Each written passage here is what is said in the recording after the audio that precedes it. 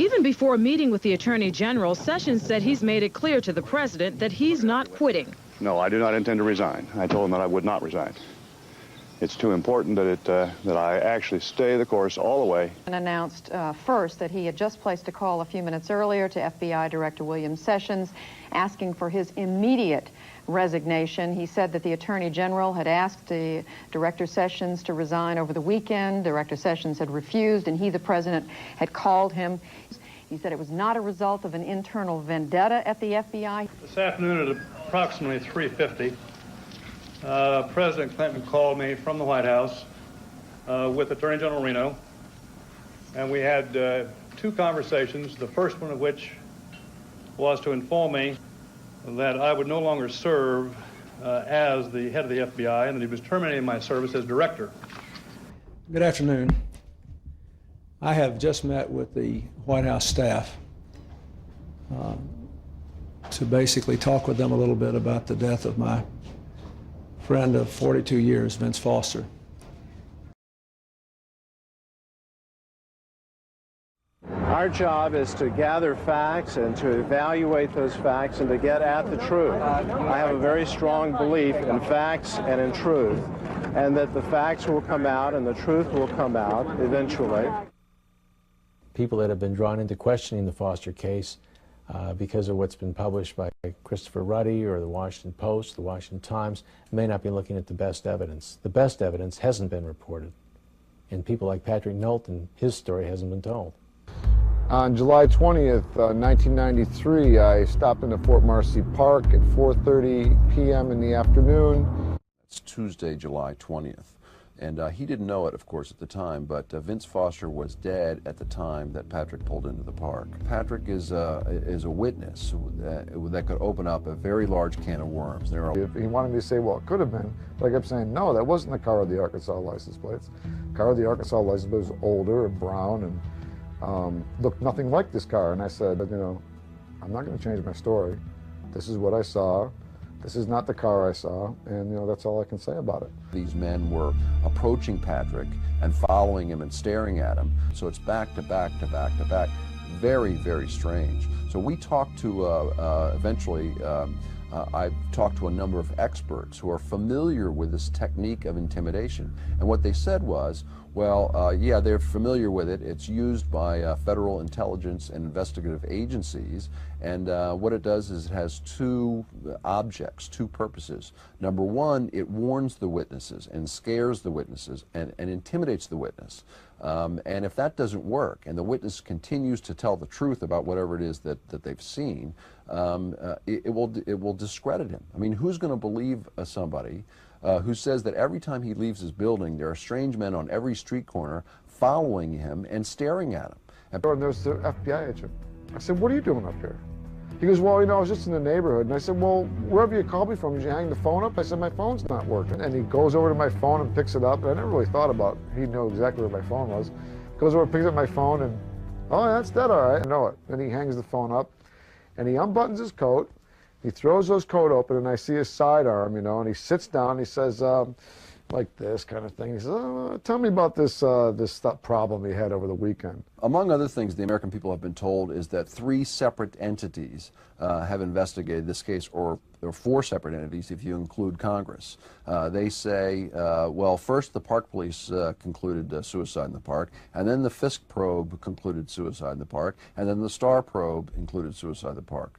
Well, what they're missing is the common denominator in all 3 of those investigations, and that is the FBI. And he leaned right over into my face and said, Mr. Knowlton, I don't know. That's a very good question. As to why it is that the press won't cover it, I don't know. I really don't understand it. I feel like I could have a video of the body being dragged through the park, and they wouldn't cover that. At this point, the American press has a vested interest in not reporting this story. Now, they'll focus all the attention on Monica Lewinsky or some other issue, O.J. Simpson. The public is all looking at all the noise and all the action, or they talk about how the Democrats, Republicans are really going at it, and you get, it's the big noise and motion covering up the little motion. And when people are looking up here at this hand that's moving, they don't see what my other hand is doing. And that's what the press does. And they do it very well. There's really no way to know why these things happen. And it is very important that his life not be judged simply by how it ended, because Vince Foster was a wonderful man in every way. And because no one can know why things like this happen. So I don't know that we'll ever know, but for me it's just important that that not be the only measure of his life. He did too much good as a father, as a husband, as a friend, as a lawyer, as a citizen. And we'll just have to live with something else we can't understand, I think. You might have felt the guilt or blame for things that went wrong in the White House. I don't think so. I certainly don't think, I don't think that can explain it. And I certainly don't think it's accurate. Thank you. What of mine? What draws my admiration? What is that which gives me joy? James. Music.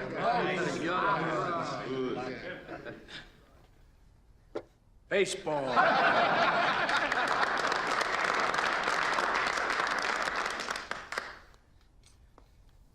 A man stands alone at a plate. This is the time for what? For individual achievement. There he stands alone. But in the field, what? Part of a team. Teamwork. Looks, throws, catches, hustles, part of one big team. Bats himself the livelong day. Babe Ruth, Ty Cobb, and so on. If this team don't field, what is he? You follow me? No one. Sunny day, stands are full of fans. What does he have to say? I'm going out there for myself. But I get nowhere unless the team wins. Team.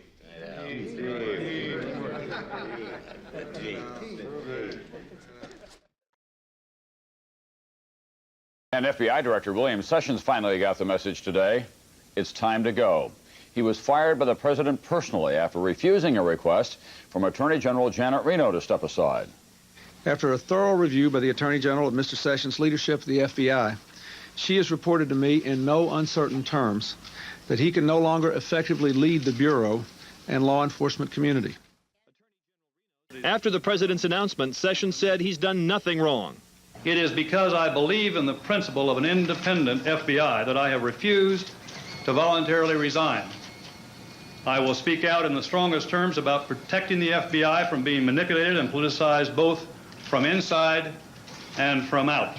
But a deputy attorney general in the Bush administration says Clinton was right to fire Sessions.